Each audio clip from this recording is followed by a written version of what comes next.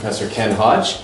I think Ken exemplifies the idea of a scientist practitioner, which those of you involved in psychology know is something that the associations like to support. So Ken's work in research largely looks at motivation, and I think it's fair to say that a number of his papers have had a real influence on the field. He tends to look at things sort of slightly from a different view. Maybe it's because he's right at the bottom of the world, I'm not sure, over in Dunedin. But he's sort of, a couple of his papers have sort of, I think, changed the way that people in motivation in sport have looked at a couple of different theories and a few different paradigms. On the other side of the ledger, Ken works quite a lot as an applied practitioner. I won't go through the list of associations and teams that he's worked with, but you can suffice it to say he's worked from everyone from the Silver Ferns, netball, all the way to golfers in Otago who are developing sort of 12-year-old golfers. So the real gamut of all the different sports and all the different age groups. So he has huge experience both in research and in his applied work. And I'm delighted that he's here to give us a talk today, largely focusing on some research, some interviews he did with the All Black coaches, but I suspect he'll infuse a few stories from some of his own experience as well.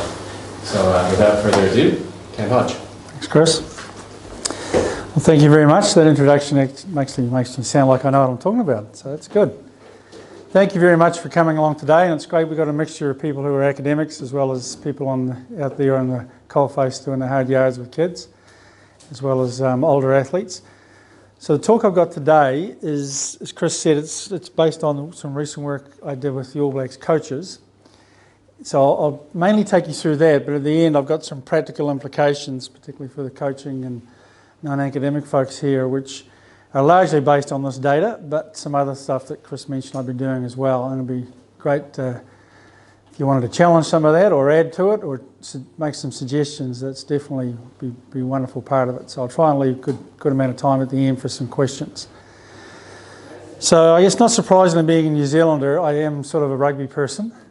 For those of you who don't know, rugby is the national sport in New Zealand by quite some margin. I've just spent 3 weeks working in Curtin University in WA, and I've been there a number of times before, not to Curtin but to WA, and I always find it interesting coming to different parts of Australia where rugby's never king, and different codes are different kings in different states almost. And of course in WA, AFL is huge. But in New Zealand, rugby is far and away the most popular and well recognised sport, which gives rugby some big advantages, but it also, as you can imagine, creates quite a lot of expectation and pressure for the players and coaches at the level I'm going to talk about. So those two gentlemen on the left there, Wayne Smith on the left and Graham Henry on the right. Graham was the head coach and he recruited Wayne to be one of his assistant coaches. The other assistant coach, a guy called Steve Hansen, who is now the head coach of the All Blacks, currently coaching them this season as well. So that's why I didn't interview Steve, the third coach, because he was carrying on to be the head coach. So both of these gentlemen retired from coaching the All Blacks. They're still coaching, but they retired from coaching the All Blacks after they won the World Cup in late 2011. So I thought it was a perfect opportunity to try and interview some coaches about, one, a World Championship winning team, but you'll also see in a moment, beyond winning the World Cup, which is no mean achievement, they had an amazing performance record as well, which I'll show you in a moment. Plus I also had a few cards to play. I'm still amazed that both these very kind gentlemen said yes when I cold called them out of the blue and says, do you mind if I interview you about how you went about motivating the team? Graham is an alumni of my university. He did phys ed at Otago in the early 70s. And I met Wayne a number of times because in rugby circles, as Chris mentioned, I've done a lot of mental skills training work over the years for a lot of sports, but quite a bit for rugby coaching, seminars and workshops primarily. And Wayne came to a lot of those. He's a massive advocate of mental skills training, pushed it big time. And the All Blacks have had almost full time, but certainly when they're in camp, they have a mental skills trainer part of their setup, and that's been there from when Wayne came in as the assistant coach, a guy called Gilbert Anoka. He's a very fine practitioner. So I was still very fortunate and pleasantly surprised when they said yes. I don't think they quite knew what they were getting themselves into when they said yes. So I interviewed them, as you'll see in a moment, 5 months after the World Cup victory. And I'll also show you in a moment, this paper I'm basically basing most of this on today is already published, and there's another one in press at the moment. But I made sure those two, I've actually listed them as co-authors, because although they didn't physically write the article with me, they contributed far and above just being interview subjects or participants. They're actively involved in helping me craft the story that I'm going to tell you today. So I just want to make sure I acknowledge their contribution and how important it was to this project, and how grateful I am for what they did, for saying yes.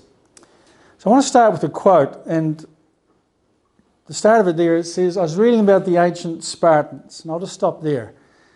This is an hour into an interview with Wayne Smith, and we've been talking about coaching and technique and strategies, and he was telling me some war stories about selection problems, which he ended up not wanting to be in the article. And then he, out of the blue, he says, I was reading about the ancient Spartans, and I'm sitting there going, where the hell is this going?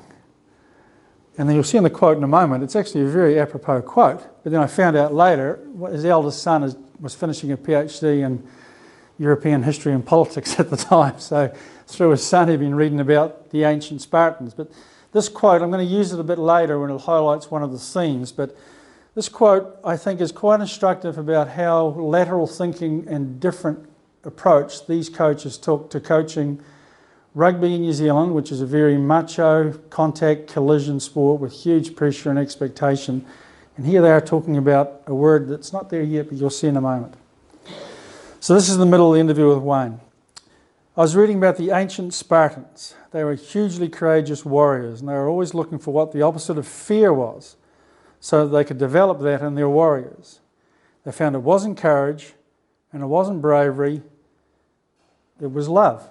And there's actually a popular book about this at the moment, if you want to go and track it down. So the Spartans spent time developing love, platonic brotherly love.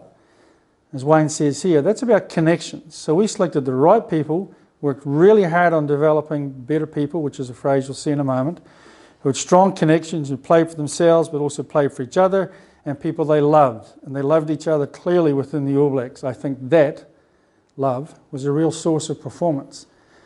Macho males playing rugby in New Zealand don't usually talk about love in a public manner. These guys did. And in fact, if you were to see some of their media interviews during the Rugby World Cup, and both videos and in writing, they use that word love quite a bit. I love this team, I love my teammates, I love the culture. They were strong enough to get away from the New Zealand sort of macho mindset of males that you're not supposed to use those sorts of words. You're supposed to be staunch. All right, I'll take this monkey suit off, Chris. That's not me, as you know. So here's where we're going to go in the next 40-odd minutes. So I'll talk you through a little bit the background of motivational climate, for those of you who aren't familiar with it. I was interested in that from some of the stuff Chris mentioned, research we've done over the years. And I'll explain how I ended up picking the All Blacks for that in a moment. I'll go through the purpose and research question. I'll go through the method and data analysis reasonably quickly, because those of you who are not academics will find that a little boring, I'm guessing, but certainly if people have questions later, that'll be fine. There's five major themes, but 8 themes overall. I don't have time to go through all 8, so we'll just go through the top 5, so to speak. If you are interested in reading more about it, as I said, this is published in a journal called The Sports Psychologist. And I've got PDF copies here. If anybody wants to, I can send you a copy. That'll be fine. And then I'll discuss where I think these 8 themes connect, which is also in the discussion as you expect for that article, particularly in Institute of Positive Psychology and Education. You'll see some stuff, I'm sure, as we go through the themes and listen to some of the quotes that resonates a lot with the information. And I know a number of the academics here study issues such as self-determination theory, basic psychological needs, transformational leadership, and emotional intelligence. And then I'll finish a little bit with some practical recommendations for the coaches at the end. So why study these guys? Now obviously as a Kiwi I'm fairly proud that we won the World Cup, and that's wonderful, and as Wallabies fans, as I imagine some of you are, it's not quite so wonderful. But it wasn't so much that, it was just, here's a team that won the Rugby World Cup. So they're clearly very, very successful. But Chris and I already had an inkling that they were doing things a little bit different. Because when Chris and I were working together, they started using this phrase when they first took over the team 2004, 2005 called better people make better All Blacks, which Chris and I were starting to work then on SDT with his early research on athlete burnout. And we were hoping that these gentlemen would have won the World Cup in 2007 so we could start promoting the idea that SDT works brilliantly for elite sport, but they crashed and burned quite badly actually in 2007, which if you're interested is the subject of the second article I've got in press at the moment about coping with pressure and avoiding the choke. But they didn't, so by 2011 they had, so we were able to then think about this research project where we might just be able to interview and figure out what these coaches were doing, because certainly in their public statements in the media and other things, they were talking a lot about this phrase that I'll use a lot in a moment, better people make better All Blacks.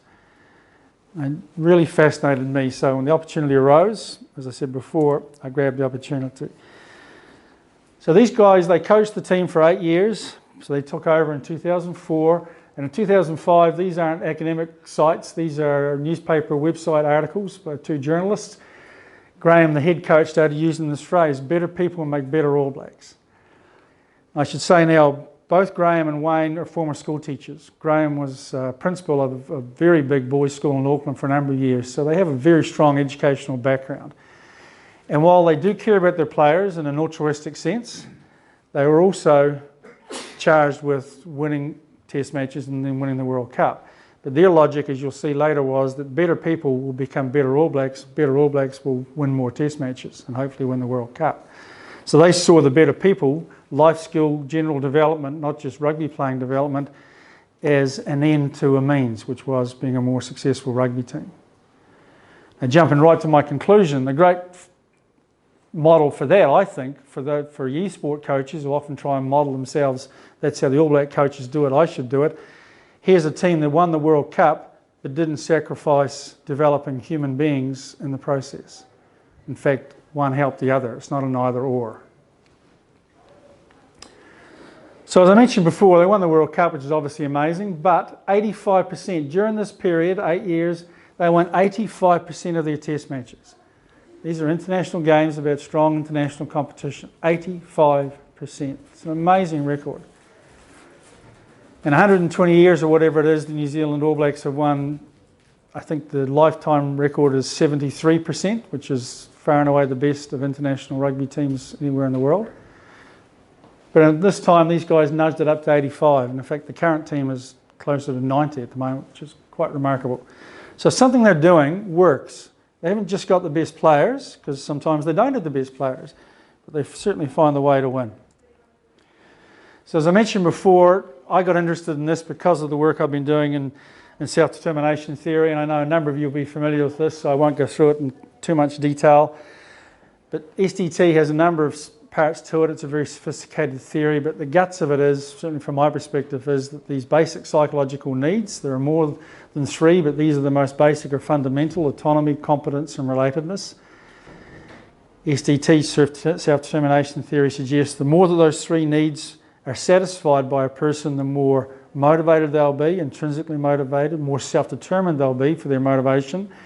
And SDT is also a theory of optimal well-being, psychological well-being, so that those 3 needs are satisfied, you will be a mentally healthier person.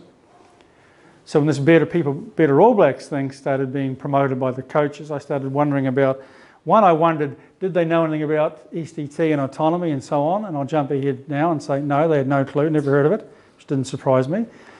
But as former teachers, intuitively and through experience, they'd figured out some of these things that actually help people succeed and develop in education. One element of SDT is what's called autonomy supportive teaching or leadership, and of course in sport it's called coaching. And motivational climate is a wider topic in sports psychology. We look at how teachers, phys ed teachers, coaches, leaders, exercise leaders try and create an environment that is motivating for the people that they're leading. Now, some of that research in sport has been looked at from an achievement goal perspective, but more recent years has been quite a bit looking at it from an autonomy supportive self-determination theory perspective as well.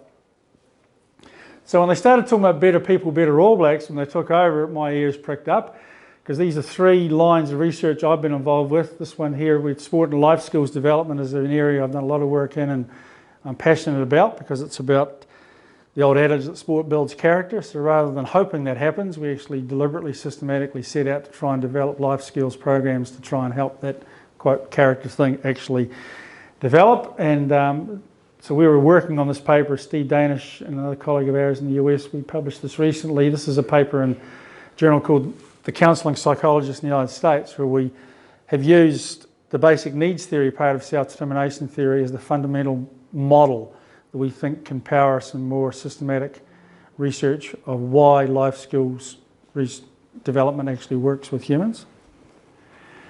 So also doing some research on basic needs. Some of this was some work that Chris and I did on, this one was on basic needs connected to burnout in rugby, and along with Johan Ing, one of Chris's former students, we also developed a measure of basic needs in sport. And as I mentioned, we've also been doing some autonomy supportive motivational climate stuff, and this is one that Chris and I are involved in, which was autonomy supportive climates. And the outcome variables we're interested in was pro-social and antisocial behaviour. So coming from that background, when the coaches started talking about better people, better All Blacks, basic needs started to ring in my ears. This is the key quote that got me thinking about this stuff. This is from Graham Henry, the head coach, in a newspaper article in 2005. As you can read it there, I've inserted the things in red. The players have a lot of input in what we're doing. Sounds like autonomy to me. And we've empowered the players to voice their opinions so that we can improve. So improving competence, capabilities. Players are happy when they're stimulated.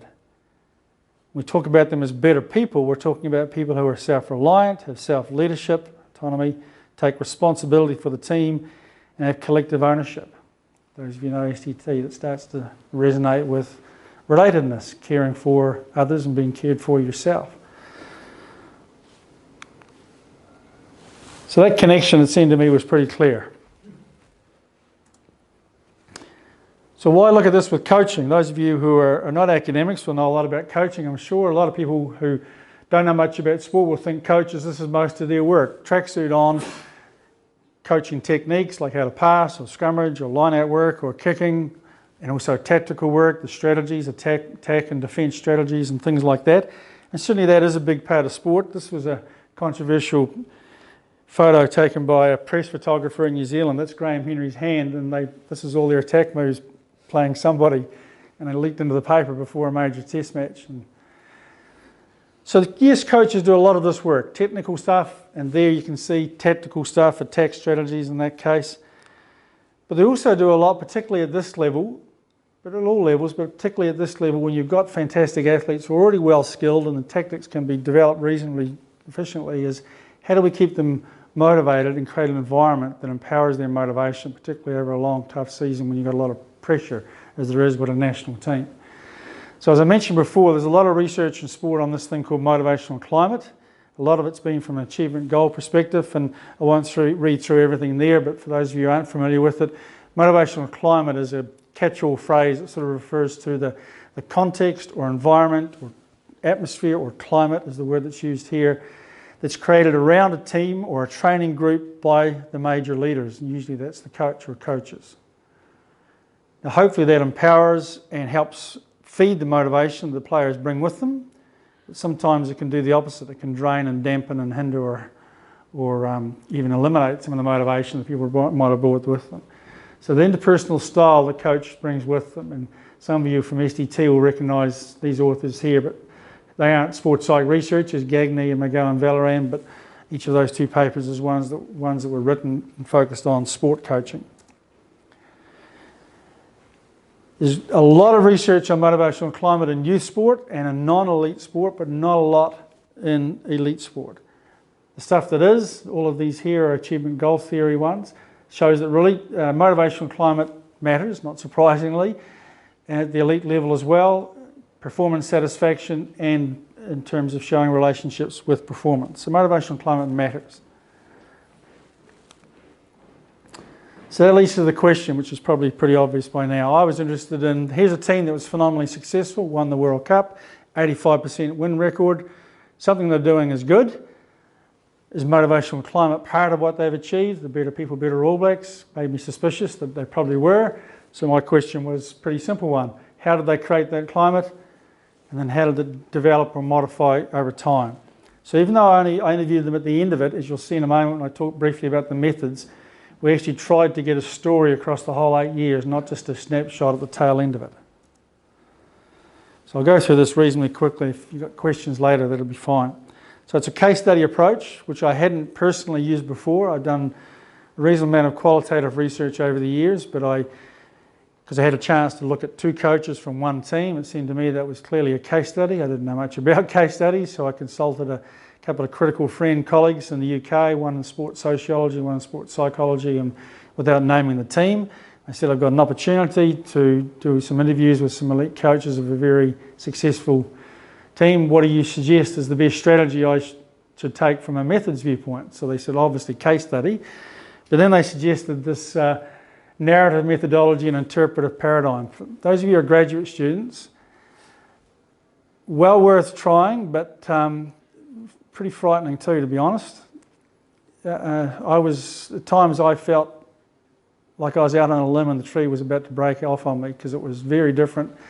I'm not exactly Shakespeare. I'm the world's greatest writer, and the narrative approach, as you'd probably suspect from the name narrative, requires you to be able to write a story, an engaging, compelling, convincing, but scholarly, rigorous story. And if you're not a natural writer, which I'm not, it's more than challenging. But when you crack the nut and you get it right, and I'm, without being modest here, I think the article I got published is not bad. It's really empowering. I've had a lot of coaches read the article and go, well, I've never read an academic article before I didn't fall asleep in. It was actually really interesting. Now, bear in mind, I had great quotes from these coaches to keep them awake. But it's a very powerful method, but it's also very challenging. Qualitative methods are challenging as it is because you're the measure, you're the computer making the statistics here, your head, your interpretation. So that puts a lot of pressure on you, a lot of self-doubt at times, but worth taking that risk. I can say that now. At times in the middle of it, I wasn't thinking that. And interpretive paradigm connects to that. So it's very much a post-positive view of the world, saying there is no right or wrong, there is no objective truth. It's about trying to understand and illuminate personal experience of these humans that you're interacting with. Tell their story, try and create some logic and some structure to it so that other readers can read it and interpret it and make sense of it from their perspective. Again, it's quite a challenging way to do things, but very rewarding when you get it right. So one aspect of trying to do that was instead of just focusing on, as we often do in qualitative methods, on one strategy, and the major one here was obviously interviewing these 2 coaches, but also collected data from multiple data sources. So as you can see there, some of them. So 5 months after the Rugby World Cup, I interviewed both Henry and Smith separately, but in the same month of March. I'll come back to that in a moment. Later that year, Graham also along with a journalist, wrote a book about his coaching career, and the captain of the team in the Rugby World Cup, Richie McCaw, published an autobiography. So both of those 2 books, as a separate secondary source, far from a primary source, but still a useful secondary source of information. Because these are elite athletes in a rugby-mad country, I have literally hundreds and hundreds of newspaper and magazine stories and interviews with these players and these coaches over that 8-year period. So I used a lot of those, and if you want to look at the article later, I've used them as little vignettes, sort of, here's what player A or player B said in 2005 alongside the coach's quotes from the interviews. So just to try and sort of one way of respondent verification of what the coaches were saying was ringing true. And also some videos from websites and so on. And the name of this doco after the World Cup sums up the New Zealand take on the All Blacks. Weight of the nation. No pressure here at all. If you lose, you might as well leave the country and don't come back. So I had all this information. I'll just go back to this part here. Textual elicitation. That sounds really sophisticated and clever, doesn't it? I made that up on the spot when I was trying to figure out a way to describe what I was doing sound like it was really important and sophisticated. Essentially what it is, because they had all these articles from all of this time across the 8-year period, and these critical friends of mine in the UK who I consulted said it was a great idea and go with it because they'd used something similar. Basically what I did was I'd have some text from an interview, say with Graham from 2004, talking about better people. And in the middle of my interview, in the interview guide, I'll be asking questions and I say, I've got a quote here, Graham, that you said in 2004. Can you tell me what you meant by this? What was your thinking at the time? What was your logic? So it becomes a textual, it elicits, through using text, it elicits some thoughts and some memories from the person who said it. And hopefully it transports them back in time, 5, 6, 7, 8 years, and said, well, what were you thinking back at that time? It did lead to some comical instances where one stage Graham said, and he wasn't being modest, he said, I said that?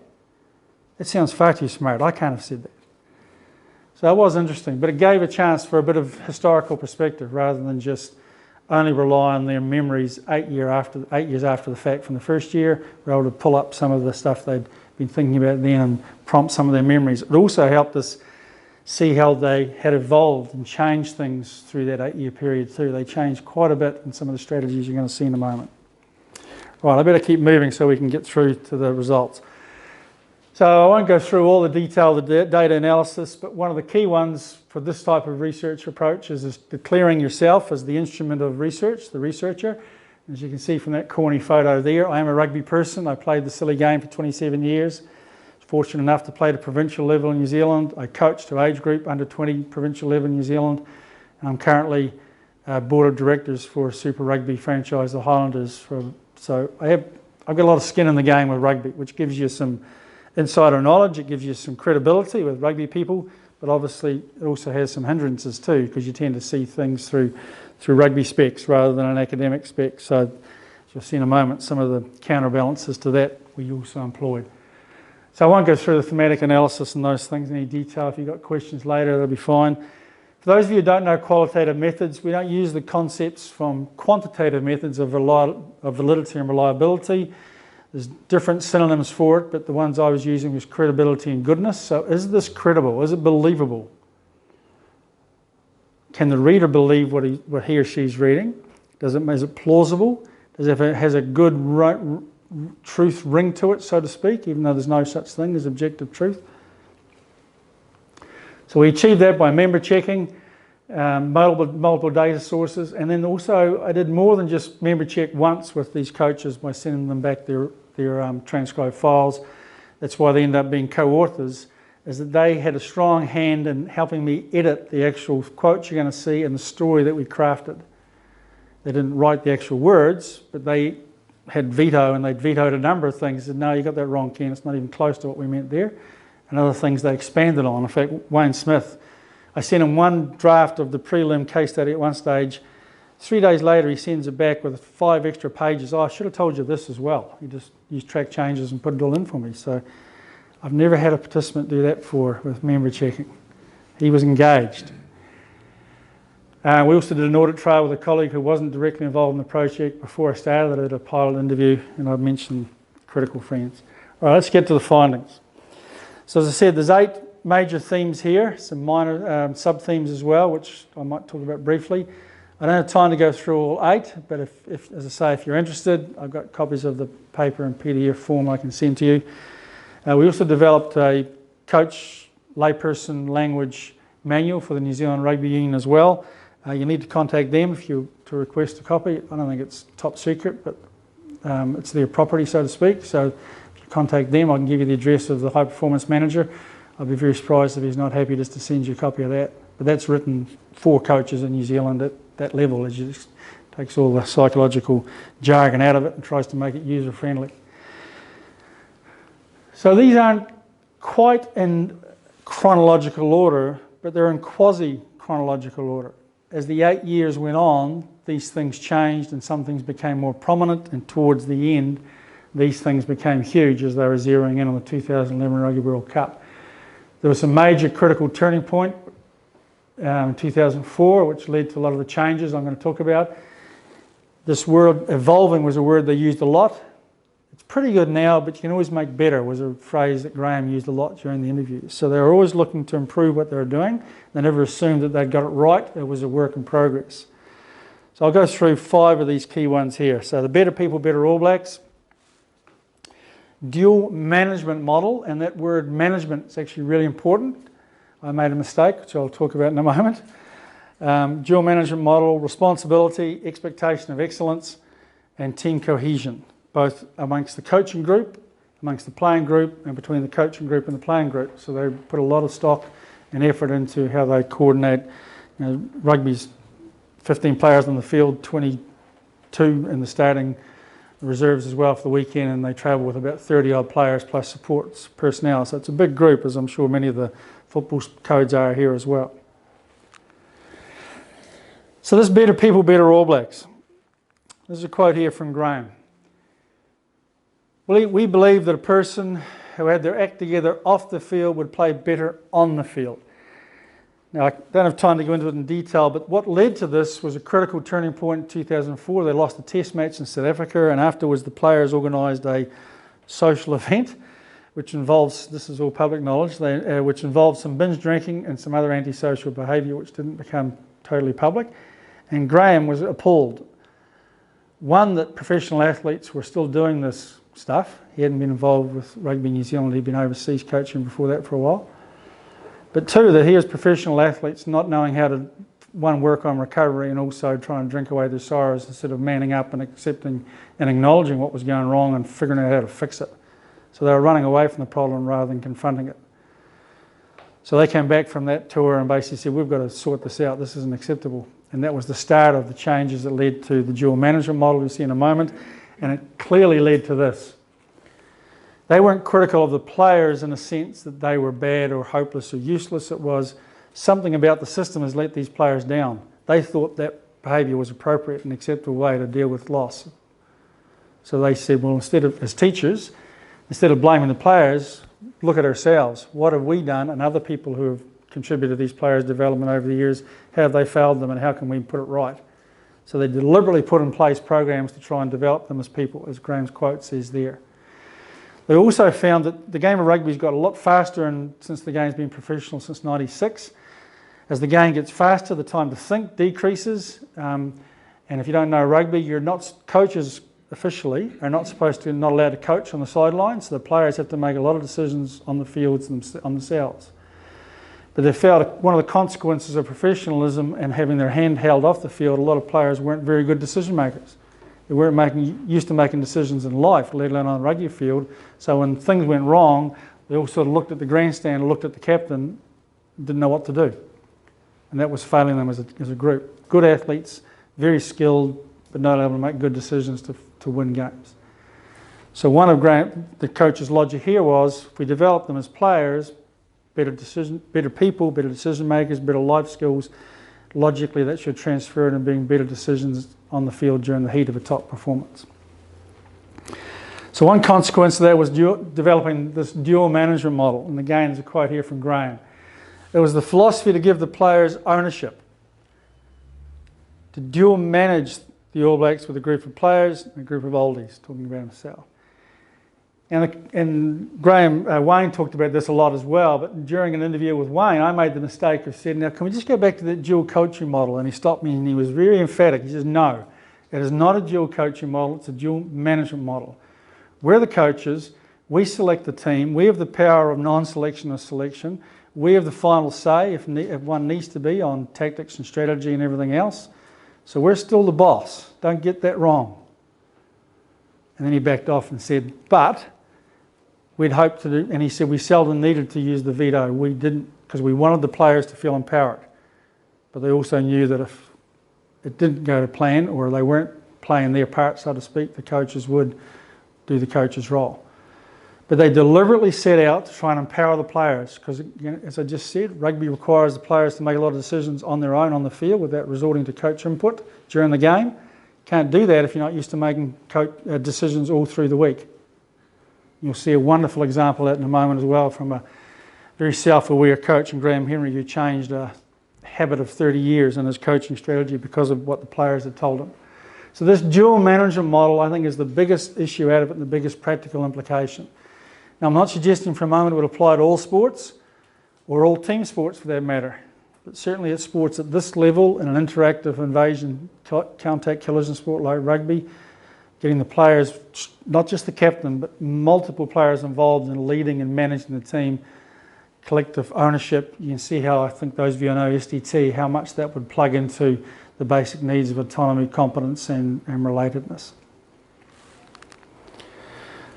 The other major theme was responsibility, which had some themes of empowerment and ownership and accountability. So yes, there was dual management. We want everybody to be involved, but it's not just no responsibilities. If you get it wrong, then it's not your fault. If you want to have some skin in the game here as leading this team, you've got to accept responsibility if things don't go so well. So everybody's in this together, so to speak. So this is a quote. I'll just back that up so you don't read it all. A little context.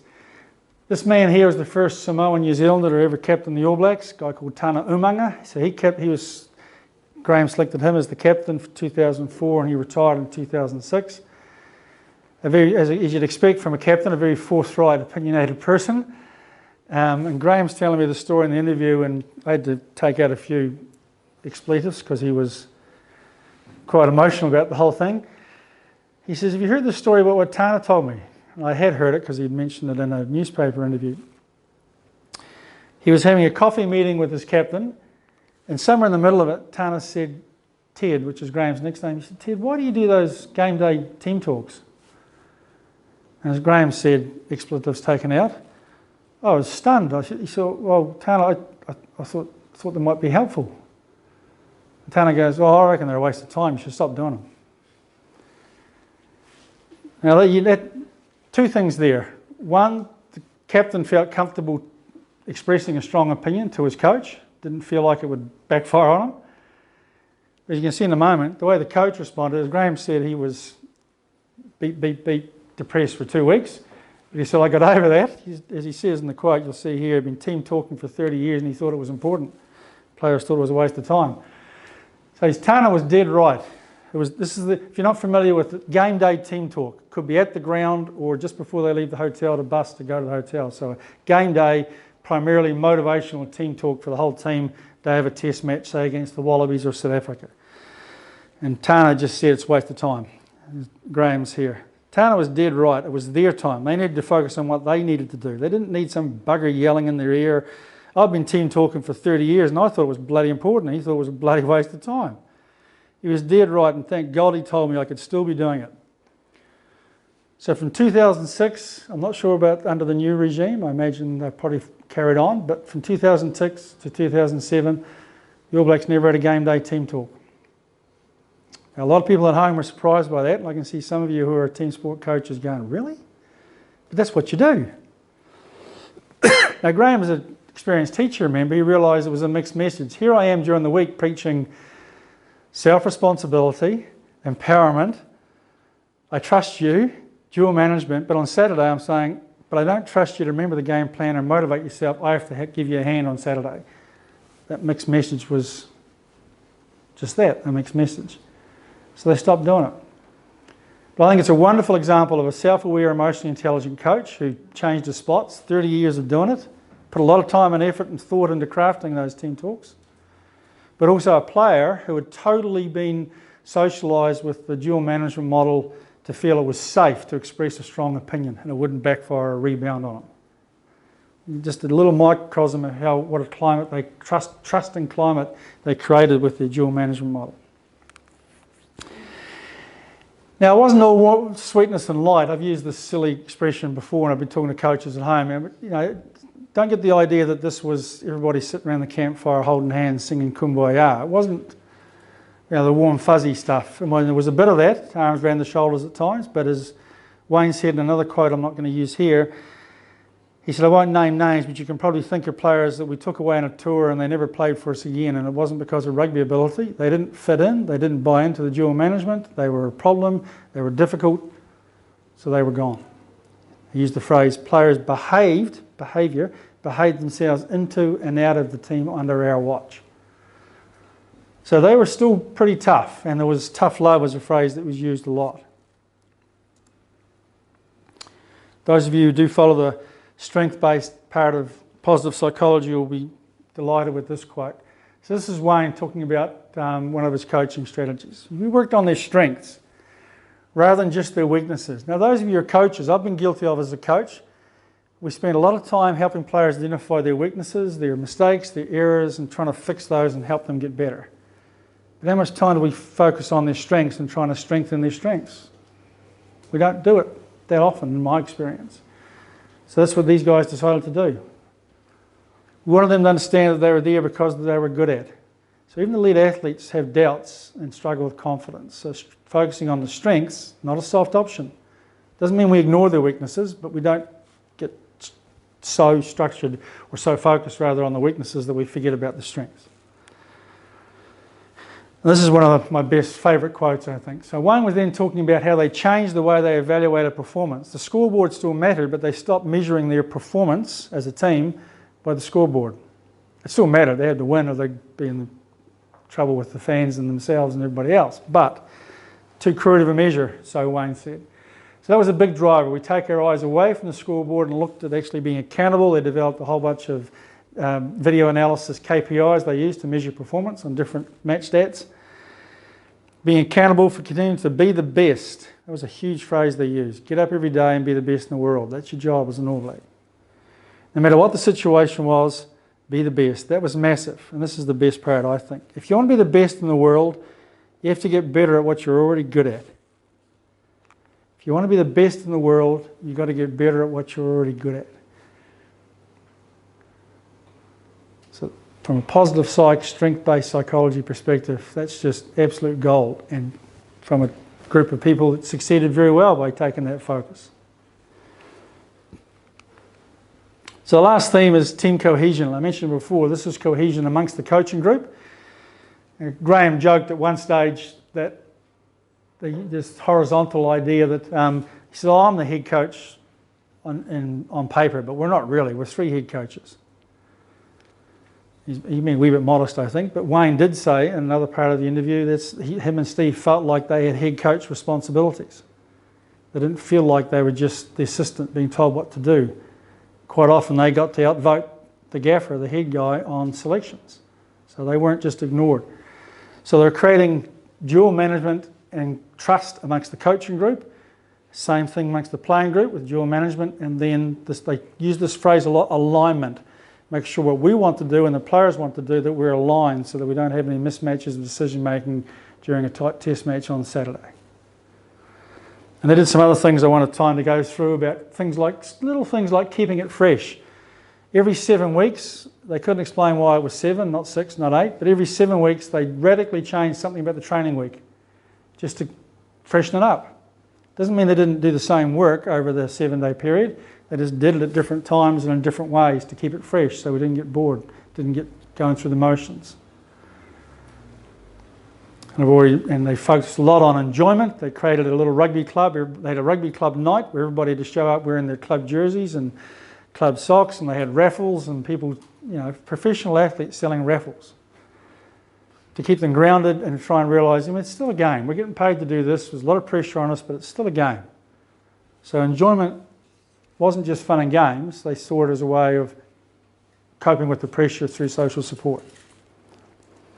So this is part of the quote I started with. So we're almost there. So Wayne had said about the love and the Spartans. So we selected the right people and worked really hard in developing better people who had strong connections, played for themselves, played for each other, people they loved, and they loved each other clearly within the All Blacks. I think that was a real source of performance. Now Graham's a 65-year-old New Zealand male. He finds that photo very embarrassing. I think it's a wonderful photo. This is Mills Moyoaina, one of his top players, who was captain of the team briefly when one of the players was unavailable. So he's a top player in the team. I think he loves his coach. Doesn't mean there wasn't tough love involved, as I mentioned before.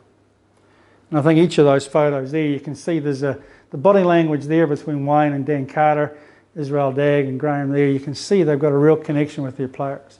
And yet, a lot of people, I'm sure, before this group was so successful, would have looked at photos like that and said, oh yeah, that's all right for kids' sports. For the All Blacks, you've got to be tough. You've got to be the boss.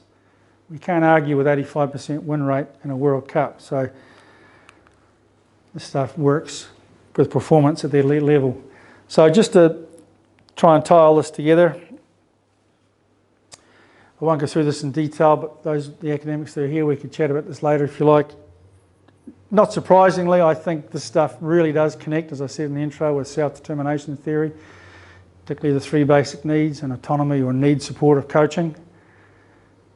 So I think it's a great real-world example of how coaches who weren't aware of this theory, but just through common sense and experience, trial and error, figured out some things that worked. And they certainly resonate or resemble a lot of the stuff and the advice that we give. Like I've just been talking to Chris about his autonomy supportive intervention program they're now doing in School for Z to try and increase participation levels and activity levels. Same sort of principles, and here's some coaches who sort of figured this out, and part of, I'm not saying it's the major reason, but part of the reason they succeeded as they did at the top level of their activity. Emotionally intelligent coaching is a new area in sport, but it's coming in. Cliff Mallett here is sports coaching, sports psych research up the road at the University of Queensland. And Cliff's done a lot of really good work in this area already. So emotionally intelligent coaching being, if you're not familiar with that phrase, it means that you're in touch with, understands your own emotions and how you emotionally respond to things, how you respond to other people. So it's interpersonal as well as intrapersonal.